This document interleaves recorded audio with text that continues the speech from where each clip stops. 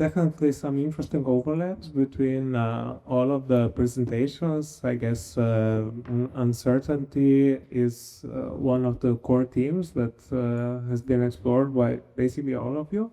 I can ask a question to Alessandro and to perhaps ask you about this connection between depth drive and acceleration, because it seems like that with technology and artificial intelligence increasingly used in warfare dynamics, state surveillance, and so forth, it seems like there's like a cybernetic loop between these two forces, and it's almost like it necessitates a kind of acceleration by what you were proposing in the talk. So I'm interested in how you think of this question, and also like if you have some insight into, let me say, just because like Christian yesterday ended with, let's say, a cynical remark that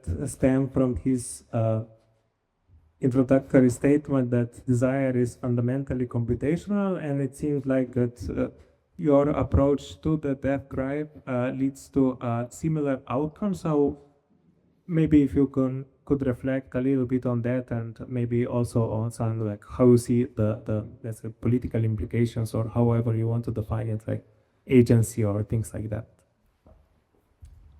Thank you. So regarding certainty, what I find interesting is that with a shift from analog to digital technology, we've been able to reproduce something identical with itself, which we are obviously falling into a Baudrillardian paradigm, with mathematical certainty. So while before there was always the threat of the outside, of noise, of entropy entering into reproduction, with digital technology, this is abolished and basically mediated by what Baudrillard calls the code.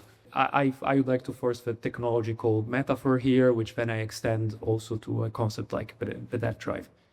So in history, there has been different readings of the depth drive, and mine is just the latest addition. But in contrast with other formulations, and I when you were talking, I was thinking especially about Nick Land's formulation of the depth drive, since you mentioned the accelerationism. Other formulations have taken this endless repetition of a depth drive in different ways, and Nick Land, for example, emphasized the depth drive as a positive feedback, so something that drifts away from a state of equilibrium. But I think this is not so much arguable in our current state, with political and cultural state, in which I see more and more the repetition of the same.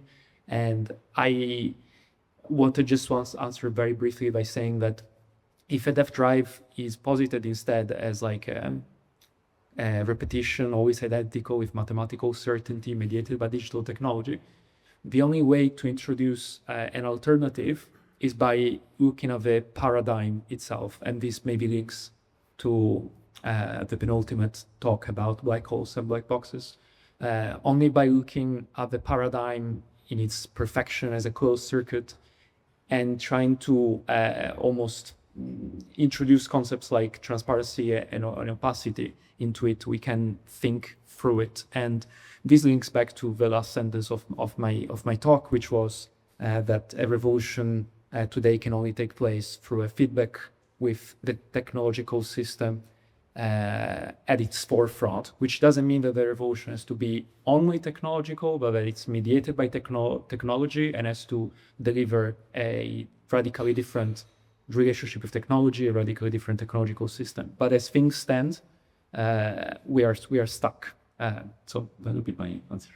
Would any one of you like to pose a question to the members? Thank you, everyone. Super interesting presentations.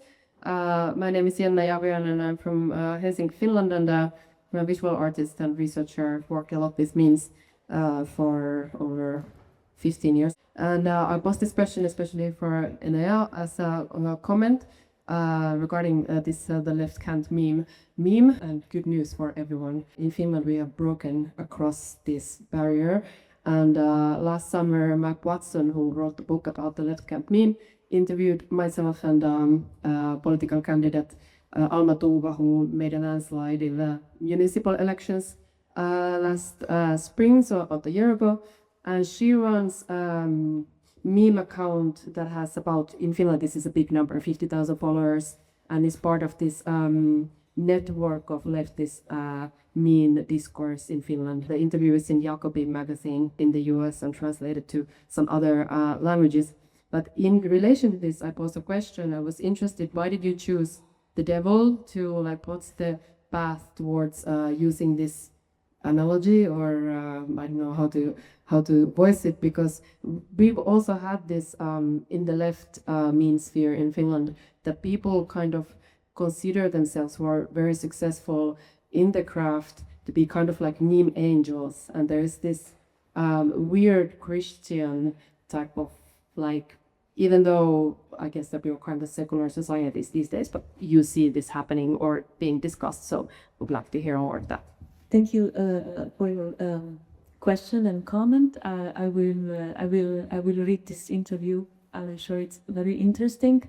But yeah, I picked the devil basically because this artist Brina already picked it for me basically. But it also makes structural sense, because this question, why left can't meme, it can have many answers. But my main answer would be, like, back then, when this question was first asked, it was answered by, because to meme you have to be morally corrupt, and left couldn't afford that in a way that the right could, because whole meme culture, players, devils, voyaks, they all come from 4chan, and they're part of the internet, and then it's spread everywhere. So yeah, devil came from this. This was the first part, and the second part was that this devil in Joan of Arc, because it creates this loop that you always justify things that you do on the internet. If someone asks you, why did you like Epstein meme? Don't you hate Epstein or whatever? You just say, yeah, it was funny, because meme represents also a criticism, usually. It used to, or sometimes it does.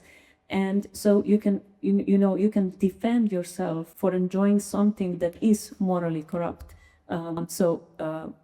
That was like the second part, because you always have an excuse. And even if you don't have it, you have this safety of the internet language that allows you to just, defend yourself with another meme, with another phrase. So you're basically free to do anything. And in your head, you're always justifying. You're this endless loop. I'm actually not, a bad person. I can like this meme.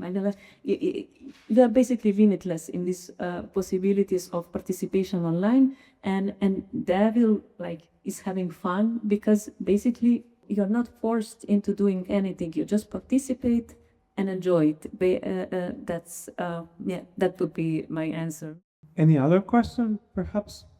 So there's two philosophical homes and two philosophical surfaces related to them, and then the first and second pole in philosophy. The first one is the well that Thales of Invictus falls into, and then they laugh at him because he was looking at the sky, the surface in this story. And the second one, of course, is Plato's pole, when people also look at a specific surface. So from these two examples, I think there's a choice of surface involved, like philosophers and even Schwarzschild and Einstein chose a different surface than, for example, the Darius chessboard surface of discourse. So how do you think about this in your philosophy?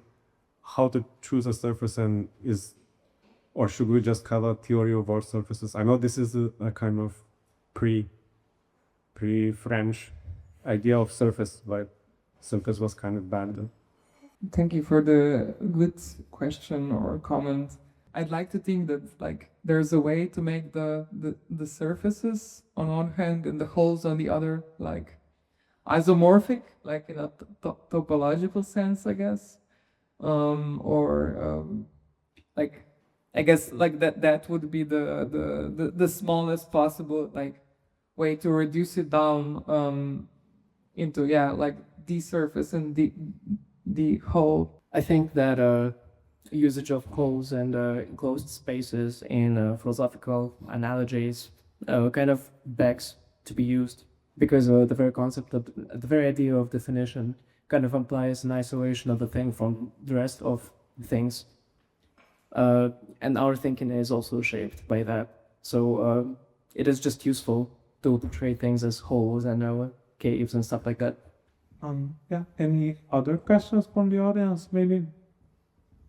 I could add something to the last question, perhaps about the relationship between surfaces and holes, and the theme of this event, that sometimes when we're thinking about the digital, we really tend to believe that it's something that we know deeply. But as we learned yesterday, or as we explored yesterday with Ivan, there is a way of problematizing the difference between cyberspace and the internet, and the internet is what we use to access cyberspace. So I want to suggest that maybe when, in terms of thinking the digital as a kind of black hole, but we don't really directly observe itself, we are just kind of observing the effects that sort of happen around the digital, like we're seeing like the light distortions around it, but not actually interacting with it directly. So I feel like, for me, I found the analogy of the black hole very useful for thinking through the digital.